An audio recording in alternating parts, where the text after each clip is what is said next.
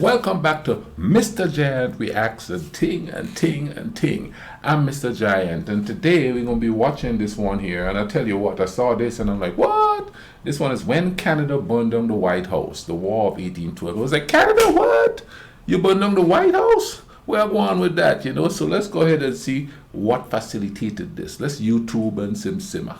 So it is 1783, and the Treaty of Paris has just been signed between the US and Britain, which means, yay, the colonies are independent. Though that did not mean that both sides were still not very buddy-buddy with each other, and were also still doing stuff to piss each other off.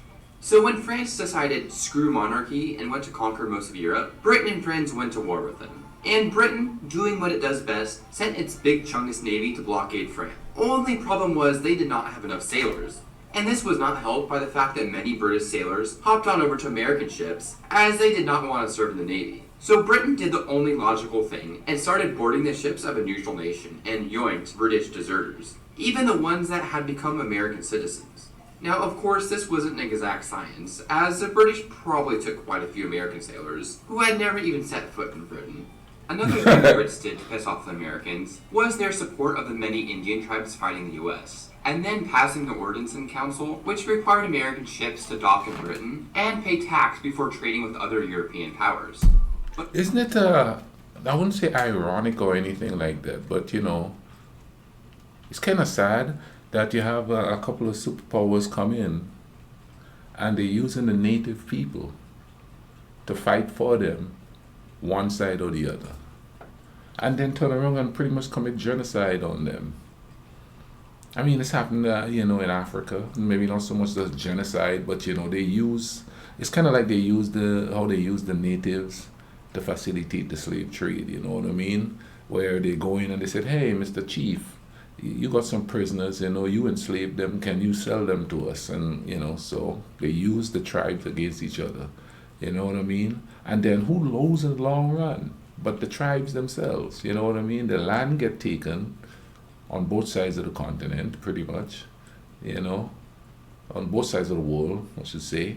The land got taken, and up to this day, their minerals and stuff get, you know, whatever natural resources they have are getting raped. I mean, it's happening in Africa right now, you know what I mean? And then, of course, ever so often you hear that in this country and possibly in Canada too. If not, let me know. I watched one called the Oka Crisis, which was like recent, the 1980s, I do believe. And how they just wanted to move in and put on a golf course, you know what I mean? And of course, they had the whole pipeline situation here, you know, where they want to just put it through Native American land. You know what I mean? So it's like a double whammy, you know, from generations to new generation.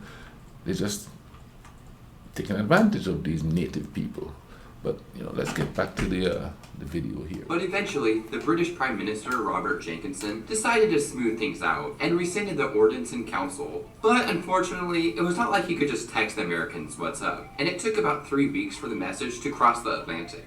Well, in that time, the Americans decided that they had had enough and declared war. But this wasn't just because America was salty with Britain, but also because they really wanted Canada. And who could blame the US for this? Canada has free healthcare, poutine, and Michael Cera. Now, the US was a bit optimistic about the whole thing. And while yes, they had more troops than Britain in North America, they were of a lower quality, and they only had 17 ships to Britain's over 1,000. They also believed that the Anglo-Canadians would just see the light and side with the Americans. So the US rushed in to attack the British in Upper Canada from Detroit with a numerically superior army, and promptly lost and had to give up Detroit. They were also not helped by the fact that the Anglo-Canadians stayed loyal, and so did the Quebecers, as they kind of liked their deal with Britain, where they could be Catholic and French, something they feared that the Americans would take away. Meanwhile, in northern Michigan, the British attacked the American garrison there, who had no idea there was even a war going on, because again, no texting in 1812. Also, a bunch of native tribes ended up siding with the British, as they were not too fond of the whole manifest destiny thing, and Britain gave them some vague promises about their own Indian state. So the Americans tried invading again, amassing a force in upstate New York, but then immediately got clapped by the British after crossing the Niagara River. In 1813, the Americans tried again to take back Detroit, but one of the American commanders screwed up and marched his force ahead of the main force, and got destroyed by the British, which kind of bungled the whole thing. But the Americans finally did something that did not immediately flop on its face, when they crossed Lake Ontario to take Toronto and then saw some success taking several forts along the Niagara River. Down south, though, conflict flared up between the US and Creek natives, which Britain, along with Spain, who wasn't even fighting in the war, supported the Creeks. The US did its thing, of course, and defeated them and forced them to cede even more land away. Around this time, the US got a boat to Lake Erie, and there was a freaking naval battle in there, which the US won. So at least the Americans had one out of the 5 Great Lakes in their control. In November, the US's steam ran out when they tried to take Montreal, and failed in that task. With winter setting in, the British used this to their advantage, and pushed back the Americans past the Niagara. Around this time, Napoleon got defeated, again, which allowed the British to reinforce Canada. The British also started raiding the South, and freed many slaves, many of whom went on to fight for the British. So maybe the British were the good guys in this war.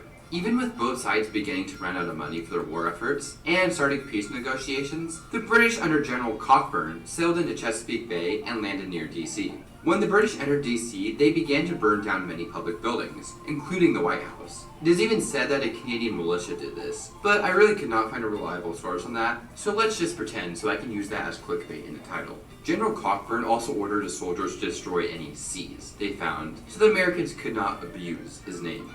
Wonder why they did that. But then a big storm hit and the Brits had to go back on their ships. They tried to take Baltimore next, but failed. And Francis Scott Key made a pretty cool song about it. I don't know if you've heard it before. Meanwhile, down south, Andrew Jackson, not the president yet, went and attacked the British and Spanish, who weren't even in the war, at Pensacola, then moved to New Orleans to fortify for an upcoming British attack.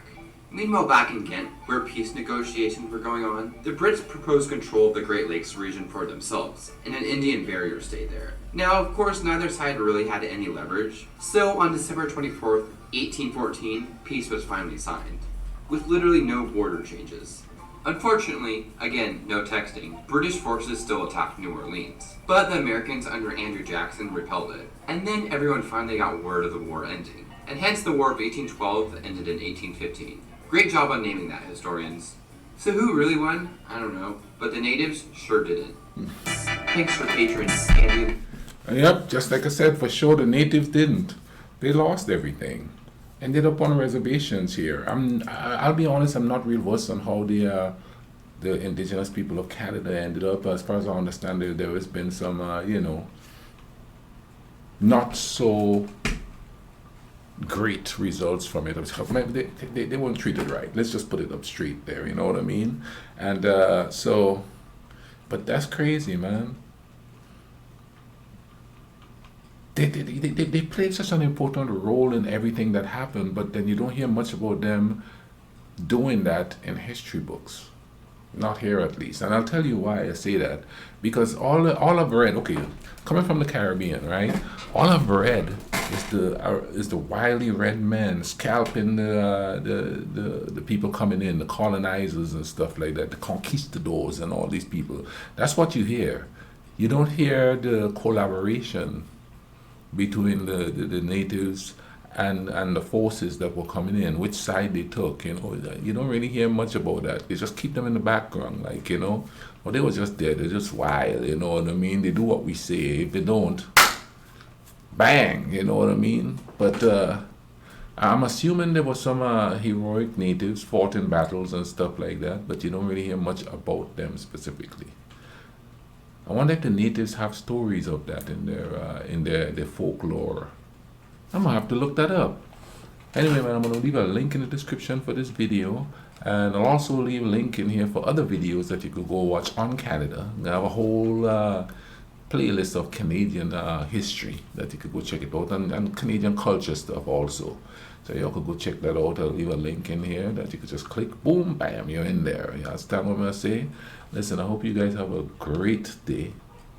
Y'all take care of each other, alright? Cool runnings.